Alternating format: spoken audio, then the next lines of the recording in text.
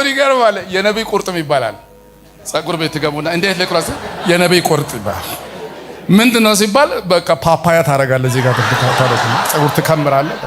እኔ እውነት ደስ አይለኝም፣ ደስ አይለኝም በእውነት ነው ማለት። ግን እሱ በምን አንጀቱ ችሎኝ ሰላምታ ሳይሰጥ ያልፋል? ከገባ እዚህ ጉባኤ ሊሆን አይችልም? ይችላል፣ እዚህ ሊኖር ይችላል። በዓለም ትዞራለህ ይላል ጌታ። አሜን። ኢዮብ ጋር ትዝ ይላችኋል። ሰይጣን ከየት መጣ ሲባል ማን ምን አለ? ምድርን ሁሉ ዞርኩ አለ። ይሄ ትዞራለህ የተባለ ሰው ከዛ ዟሪ ጋር መንገድ ላይ ሊገናኝ አይችልም? ጥቅም የማይሰጥ የሰውነት ክፍል አለ በሰውነታችን ውስጥ። አሁን ይሄንን አሁን ያማረ ነገር ስታዩ እዚህ ላይ አሁን ስንት ክርክር ነው የተደረገው ይታያል። ይሄ ነገር እንዲህ ቢቆረጥ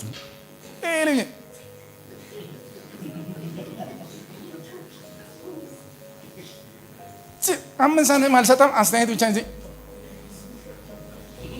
ይሄ ሁሉ ክርክር እዚህ ይታያል ወይ? ያማረው ነገር ብቻ ነው ወይ? በኢየሱስ ግን ያኛው ስንት ኩርፊያ። ይሄን ልጅ ነገረን ፓስተሮች፣ ይሄን ለኛ ነው የሰጣችሁት ወይ? የማህበር አህያ ውጪ ያድራል እንደሚባለው እዚህ ቤት ዋና ኃላፊው ማን ነው? ማንም እየመጣ በእኛ ላይ አፉን ያ ሁሉ አሁን አለ እዚህ ያ የሚታየው ያማረው ነገር ወይ ዋው የሚባለው አሁን እዚህ ከረባት አስር እዚህ እንዲህ ሲሆን ደስ አይደል? ኢየሱስ ጌታ ፓስተር አምገኝ ጌታ ይሄንን ከማሰረ በፊት ስንት ወፍቾ እንዳሰርኩ ታውቃለህ አንተ? ታውቃለህ? እኮ ጨርቅ ነው።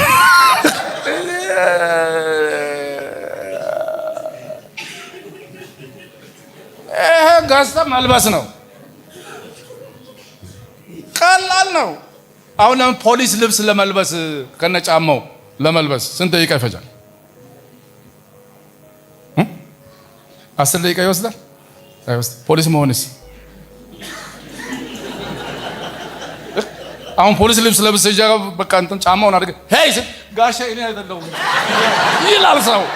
ግን እኔ ፖሊስ ሆኛለሁ ወይ ነው? የፖሊስ ልብስ የለበሰ ሁሉ አየ ቀመሰ አየና መጨረሻ ላይ የመመረቂያ ጽሑፍ ሳመሪ ስቴትመንቱ ደስ ይላል። ሳመሪ ስቴትመንቱ ምን ይላል? ከፀሐይ በታች ምንም አዲስ ነገር የለም፣ ሁሉም ከንቱ። አንድ ከንቱ አይልም፣ የከንቱ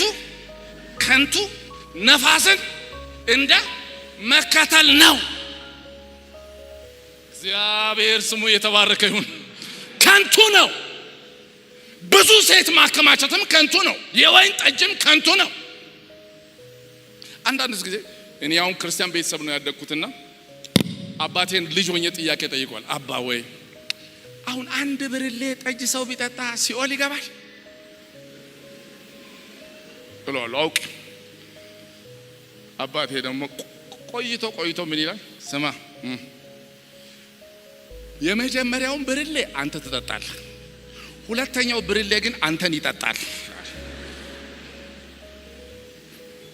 አንተን እሱ ከሚጠጣ አንተ ብትተው አይሻልም አለ። እግዚአብሔር ይመስገን እስካሁን አልጠጣኝም። በቸርነቱ እግዚአብሔር ጠብቆኝ በሕይወት አለው። ስሙ የተባረከ ይሁን። አይምሰላችሁ።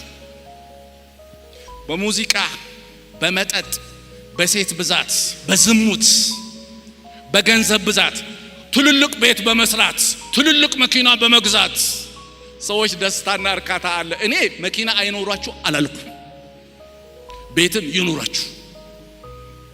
እውነቴን ነው የምላችሁ። መኪናም ስንት ይኑራችሁ።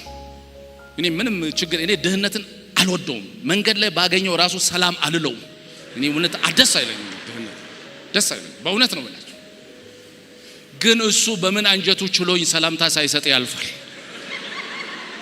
እኛ ቤት ስናድግ ከኔ ጋር አብሮ ነው ያደገው። ታላቅ ወንድሜ ነው። ምንም ቢሆን አንተ ነው አሁን እኔን ሰላም ሳትለኝ የምታልፈው ማለቱ አይቀርም። ግን ቢሆንም ኮስተር ብዬ የማልፍ ይመስለኛል። ግን ኮስተር ብዬ ስላለፍኩ ድህነት ይሄዳል አይሄድም። ድህነትን አንወድም። ድህነት ምንም በጎ ነገር ውስጡ የለውም። ድህነት ግን ኃጢአት አይደለም። ከሰራን አይምሮአችን ለሥራ አይምሮአችን እጃችን ለሥራ የሚነሳሳ ከሆነ ምንተጋ ከሆነ እግዚአብሔርን ምንፈራ ከሆነ ታሪክ ይሆናል፣ ይቀየራል። ወገኖቼ ስሙ። አምላካችንን እግዚአብሔርን በእውነት ይዘን ከተጓዝን የማይቀየር የማይለወጥ ነገር የለም። አሁን ይገርማል። የነቢይ ቁርጥም ይባላል። ጸጉር ቤት ገቡና እንዴት ለቁራስ የነቢይ ቁርጥ ይባላል። ምንድነው ሲባል በቃ ፓፓያ ታረጋለህ፣ እዚህ ጋር ታረጋለህ፣ ጸጉር ትከምራለህ፣ ጠበቅ ባቃ ልብስ ትለብሳለህ። የፖሊስ ልብስ መልበስ ምን አለ? 10 ደቂቃ አትፈጅም እኮ ፖሊስ መሆን ግን በ10 ቀን ይሆናል?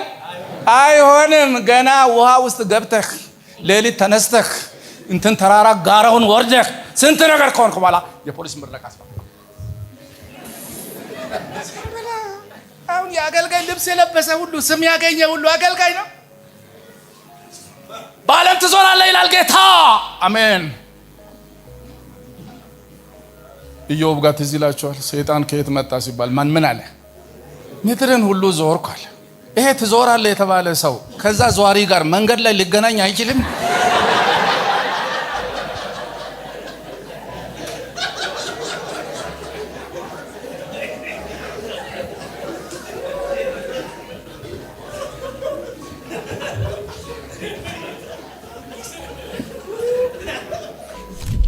ወልድ ባሮችም ነበሩ ይላል። ገዝቶ ያመጣቸው ብቻ ሳይሆን የሚገርመው እስቲ ይሄን ሰውዬ አሁን ሚስት ሲባል ስንት ነው ሚስት? ቆይ አሁን ለአንድ ሰው እንግዲህ አንድ ነው ይላል መጽሐፍ ቅዱስ። እንተው የፈለገ ቢሆን 10 አይበቃም?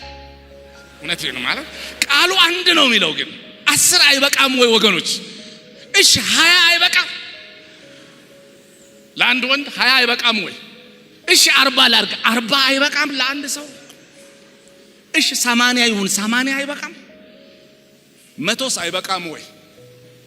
200 አይበቃም? 400 እሺ አይበቃም? እንደው የእግዚአብሔር እውነት እናወራ 400 አይበቃም ወይ? እሺ 600 ሚስት አይበቃም? ግን ስንት አገባ? 700 አግብቶ ህጋዊ ሚስቶች አሉ። ህጋዊ ያልሆኑ ደግሞ ስንት አለው? 300 አለው። አንድ ላይ ስንት ነው? 1000 ይዞ ምን ይላል? ልባም ሴትን ማን ሊያገኛት ይችላል? ዋጋዋ ከቀይ እንቁ አቤት አቤት ጌታ ኢየሱስ ጌታ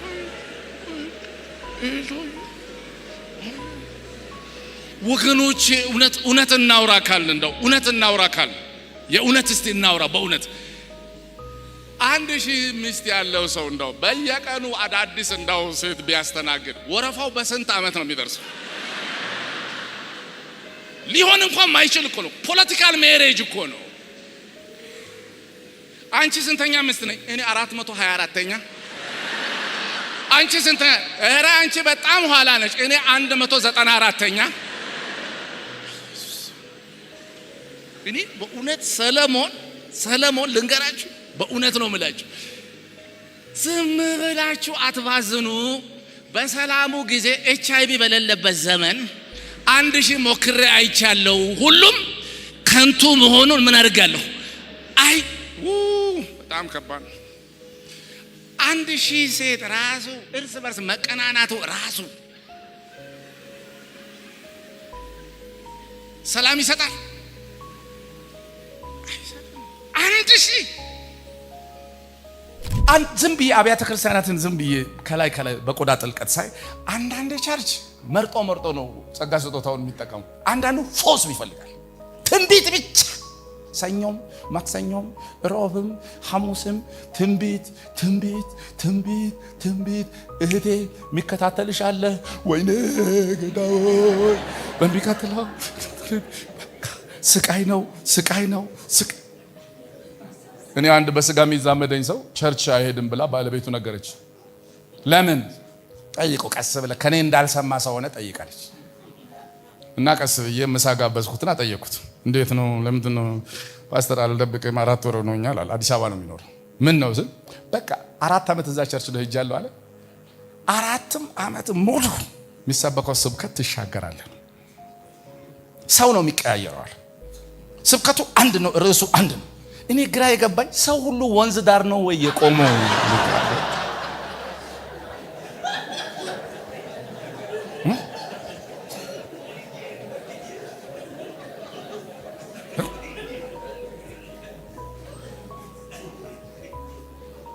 ድልድዩ ጋር ሳትደርሱ እኮ የሚያሻግሩ አሉ።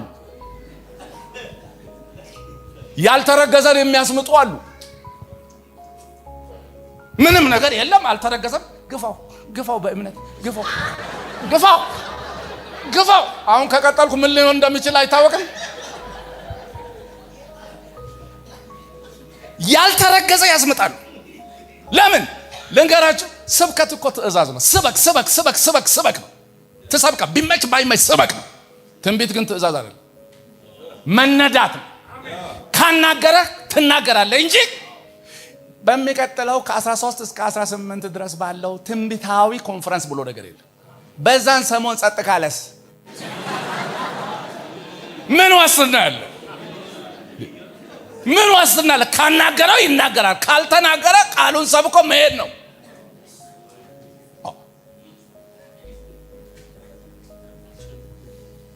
ልቀጥል።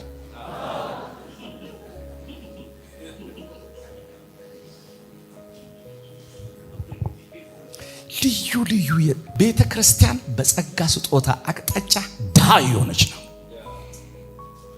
በእውነት ነው የምላችሁ፣ በጣም ድሃ የሆነች ነው። አንድም የጸጋ ስጦታ አይጎልባችሁም የተባለችው ቤተ ክርስቲያን የጸጋን ሁሉ አምላክ ይዛ ጸጋን በጸጋ ምንም ያደርግ የሚሰጥ በጸጋ ዙፋኑ የተቀመጠ የጸጋ ሁሉ ባለቤት የሆነውን ጌታ ይዛ የጸጋ ድሃ ሆነ ታላችሁ።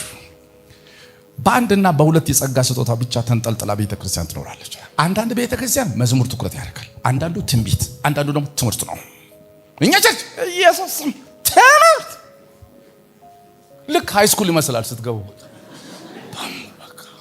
ክፍል 1 በክፍል 1 ውስጥ 3 ነጥብ አለ።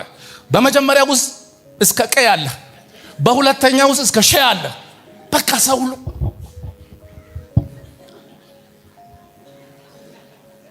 ትምህርት ብቻ ነው። ኮሌጅ ነው ቸርች ኮሌጅ ነው ወይ? አይደለም። ትምህርት ዋናው ቃል ነው። ሌላው ሁሉ የሚል አለ። አንድ ቸርች ደግሞ ዋናው መንፈስ ቅዱስ ነው። ፊደል ይገላል።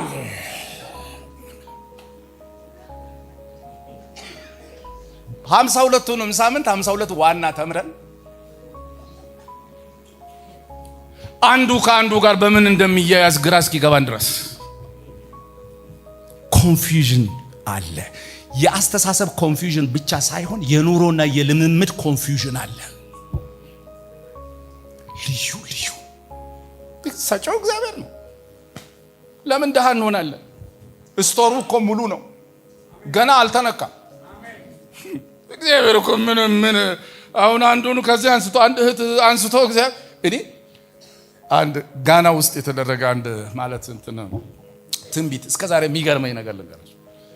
ከቀኑ 6 ሰዓት ከ20 ላይ አንዷ ከጉባኤ ላይ ብድግ ትልና ትንቢት ትናገራለች። ልክ አምልኮ ሊያልቅስ ምን ብላ ትናገራለች? አንተ ሰውዬ 8 ሰዓት ላይ ወደ አሜሪካ በረራ ታደርጋለህ አለችው። አንዱ 6 ሰዓት ከ20 ነው የሚበራው። ስንት ሰዓት? 8 ሰዓት። ሰውየው ፓስፖርት የለውም።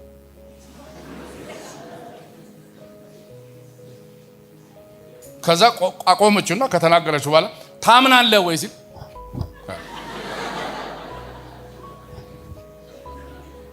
ልክ አምልኮ አልቆ ወደ ውጪ እንደዚህ ሰው ሲወጣ ስፔሻል የሆነው የአሜሪካ ስፔሻል ፎርስ ከበበውና ሰውየውን በሰንሰለት አስገባና በመኪና ውስጥ አስገብቶ አርጎ በአውሮፕላን ጭኖ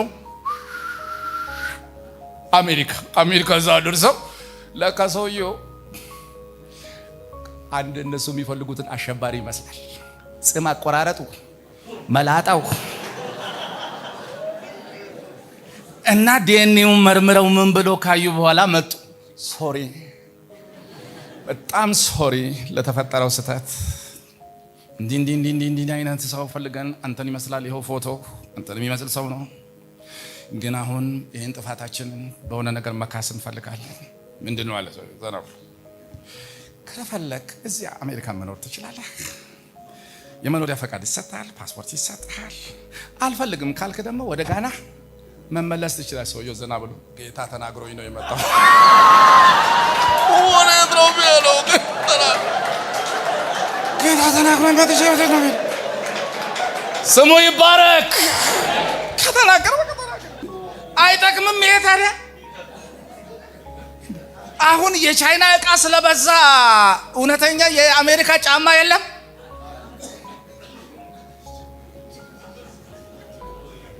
የለም ወይ? እኔ አለ ነው ማለት ፎርጅድ ብር ስለበዛ ያኛው የለም። እንደው ይሄ ፎርጅድኛ ያሰቃየናል። ያኛውንም ብር አልፈልግም ብሎ የሚጥል ሰው አለ? የለም። እጃችንን ማሰልጠን ነው፣ አይናችንን ማሰልጠን ነው። አሁን ባንክ ቤት ሰራተኞች ብር እየቆጠሩ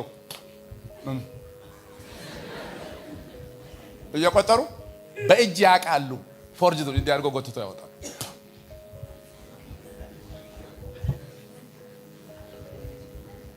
ለዛ ሰልጥን አንተ እንጂ ፎርጅድ ትምህርት ተሰጥቶ ፎርጅድ ራሱ ያልቃል? አያልቅም። እውነተኛውን በደንብ ካወቅ ፎርጅዱ ሲመጣ በእጅ ትለያለህ። በቃ እቺ ወስላታዋ ነች በሰበሰቱ ትላለች። ፎርጅድ ስለበዛ እውነተኛ የለም አለ። አትሞኙ። ብዙ በቸርች ውስጥ አድገናል፣ እናውቃለን። ከልጅነት እስከ እውቀት ብዙ ነገር እናውቃለን። ሰዎች የእግዚአብሔር ቃል እዚህ ሲነገር እኔን ለመንካት እኮ ነው ይላል። እኔን ለመንካት ይሄን እዛ ታች ምሳ ቦታ ላይ ነግረውት ነው። እኔን ለመንካት እጄንም ደግሞ ሰማ የሚሉ ሰዎች አሉ። እዚህ ቤተክርስቲያን አሉ ብያለሁ አላልኩም። ግን እዚህ አዋሳ እንደዚህ አይነት ሰው ሊኖር አይችልም? ይችላል። ካለ ደግሞ በዚህ አስፋልት ፊት ለፊት ሊያልፍ አይችልም? ሲያልፍ ደግሞ በኢየሱስም እዚህ ኮንፈረንስ አለ እንዴ ብሎ ሊገባ አይችልም? ከገባ እዚህ ጉባኤ ሊሆን አይችልም? ይችላል። እዚህ ሊኖር ይችላል። አንከላከል። ምን ይላል እግዚአብሔር ቃል? የእግዚአብሔር ቃል ነፍስን፣ መንፈስን፣ ጅማትን ቀጥሎ ቅልጥምን እስኪለያይ ድረስ ምን ያደርጋል? ይወጋል። ታዲያ ስንናገር ወጋኝ ትላለህ። ቃሉ ደግሞ ስራው ዋና ስራው መውጋት ነው። እንዴት እናርግ ነው እኮ አሁን ነገሩ። ይወጋል። እንደውም ነፍስ፣ መንፈስ፣ ስጋ የሚባሉ ነገሮች ሶስቱን እንኳን ለመለያየት እንኳን እስከዛሬ የመጽሐፍ ቅዱስ አዋቂዎች መከራ እያዩ ነው። መጽሐፍ ቅዱስ ችግር የለበትም፣ ይለያያቸዋል። እኔ አሁን ዝም ብዬ ስናገር ለነፍስ መሆኑን አላቅም፣ ለስጋ ይሁን አላቅም፣ ለጅማት ይሁን አላቅም። ዝም ብዬ ስናገር እሱ እዛ ጋር በታት ነው። ወይኔ በኢየሱስ ስም ሰውየው የተናገረው ይለያያል፣ ይበታትናል። በሰው አእምሮ እንኳን ከፋፍለን ልናሳየው የማንችለውን የሰውን ጥልቅ ነገር እንኳን የሰውን ሐሳብ ሁሉ ሳይቀር ምን ያደርጋል? ይመረምራል። የእግዚአብሔር ቃል በሁለት ወገን ከተሳለው ሰይፍ ይልቅ ምን የሆነ ነው? የተሳለ ነው። ወደዚህም ይቆርጣል፣ ወደዛም ይቆርጣል። እስከ ዛሬ ያልደነዘ፣ እስከ ዛሬ ስለቱ፣ እስከ ዛሬ ማብረቅረቁ ያልደበሰ የእግዚአብሔር ቃል ከዘላለም እስከ ዘላለም የቃሉ ባለቤት ይባረክ። አትቆጡ። እውነት ሲነገር አትቆጡ። ዛሬ እኮ እውነት መናገር አይቻልም ማለት እኔ እናንተን ለማለት ፈልጌ ሳይሆን እውነት ጌታ ያውቃል። እውነት ይሄን ነው የምላችሁ። ምን ለማለት ፈልጌ መሰላችሁ? ክብር ለማን ይሁን? ምንም ሳይናገርኩ ሰው በጓንት ያዘኝ ነው የሚለው። እውነትን አትንገረኝ። በጣም ከባድ ጊዜ ነው በእውነት። አይናችሁ በትክክል ይሰራል ብዬ አስባለሁ። ይሄ ወረቀት ቀለሙ ምንድነው? በመንፈስ ሆናችሁ ንገሩ። እውነቴን እስቲ ንገሩኝ። የዚህ ወረቀት ቀለሙ ምንድነው? ነጭማ ነጭ ነው። በመንፈስ ሆናችሁ ስታዩት ማለት ነው። ነጭ ነው ጥቁር ነው? ነጭ ነው ጥቁር ነው?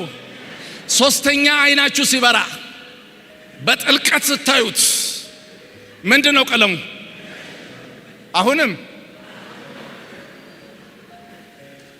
በጣም የሚገርመው ዘንድሮ በእውነት ከባድ ፈተና ውስጥ ነው ያለነው። እኔና ወንድሜ ፓስተር ኢያሱ በዚህ ቀለም እንጨቃጨቃለን። ያው እኔ እንግዲህ እሱ ነጭ ነው የሚለው፣ እኔ ደግሞ በኢየሱስ እኔም ልክ እንዳንተ 20 ምናምን ዓመት ነጭ ነው ስል ቀረምኩ። ግን ጌታ ሲያበራልኝ፣ ጌታ ግን ሲገልጥልኝ፣ ጌታ ግን ሶስተኛ አይኔን እዚህ ላይ ቦግ ሲያደርገው ጥቁር ነው እና እሱ ይደነግጣል። በኢየሱስም ይሄ መገለጥ ሳይሆን መገልበጥ ነው። በጌታ በኢየሱስ ምን ነካ ፓስተር ማትፈላ ምን ነካ? ይሄ ነጭ ነው ይላል፣ እኔ ደግሞ ጥቁር ነው እለዋለሁ። መንፈሳዊ ነገር ስላልገባህ ነው፣ ጥልቅ ነገር ውስጥ ስላልገባህ ነው እለዋለሁ። ከዛ ወደ ዘመኑ ሰው ዳኝነት እንዲሰጥ እንሄዳለን። የዘመኑ ሰው ጥቁርን ጥቁር ይላል፣ ነጭን ነጭ ይላል። አሁን ቅድም እናንተ እንደጠየቃችሁት ይናገራል። ወደ ዘመኑ ሰው ስንሄድ እንጠይቃለን። ለምሳሌ የዘመኑ ወካይ ማን ላድርግ? በቃ ወንድም ደበበ ማን ነው እሱ አትበሉ፣ ዝም ብዬ የሳልኩት ሰው ነው። እና እሱ ጋር ሄደን ስማ፣ አቤት ይሄ ነገር እባክህ ግራ ገባን። ምኑ? እሺ እግዚአብሔር ያሳይ። ይሄ ነጭ ነው እላለሁ እኔ። ሰውየው ይደነግጣል። ይሄ ነጭ ነው ወይ? ይደነግጣል። ፓስተር ኢያሱ ደግሞ በጣም የሚያሳዝን ነው። ወንድማችን የሆነ አገር ሄዶ መጥቶ እንዲህ ተገልብጦ መጣ። ይሄ ነጭ አይደለም ወይ ይላል። የዘመኑ ሰው ደግሞ ምን ይላል? ዋናው ፍቅር ነው። መከራከር አያስፈልግም። ጌታ ክርክር አይወድም። ዋናው ምንድነው? ፍቅር ነው። ምንም ክርክር አያስፈልግም። አሁን ለማንኛውም እርሱትና ማኪያቶ ልጋብዛችሁ። ማኪያቶ ከተጋበዝን በኋላ ማኪያቶ ሲያልቅ ወንድሜ እንዴት ነው እባክህ የቅድሙ ጥያቄ አሁንም በልባችን ይጉላላል። ይሄ ነገር ነጭ ነው። ለምን አትረሱትም? እንዴት እንረሳለን? ፕሊዝ ምንድነው ቀለሙ? እስቲ ንገረን። እንዲህ ይላል። አሁን የጠጣችሁት ማኪያቶ ነጭ ነው ጥቁር ነው? በምሳሌ ሊያስረዳል። ማኪያቶ ነጭ ነው ጥቁር ነው? ወገኖች ነጭ ነው ጥቁር ነው ማኪያቶ? ግማሽ ወተትና ግማሽ ምንድነው? ቡና። ስለዚህ ይላል በመረጃ ነጭ ነው ከሚለው ግማሽ ወስደን ጥቁር ነው ከሚለው ግማሽ ወስደን በፍቅር ማኪያቶ ለምን አትጠጡም? ለምን ትጣላላችሁ?